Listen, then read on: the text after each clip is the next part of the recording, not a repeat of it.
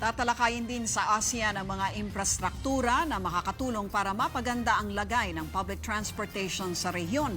Pero ano na nga ba ang lagay ng mga kalsada sa Pilipinas kumpara sa ibang bansa sa ASEAN? Base sa ASEAN Road Safety Strategy Report, marami pang kailangang gawin ng Pilipinas para maging ligtas ang mga kalsada.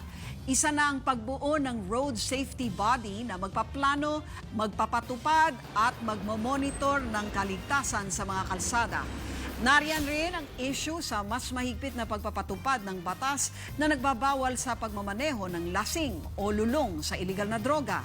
Mas madaling akses sa mga ambulansya at pinaigting na inspeksyon sa mga sasakyan bago ito ibiyahe. Nakukulangan din ang Road Safety Strategy Report sa mga pag-aaral pagdating sa kaligtasan ng mga kalsada sa bansa.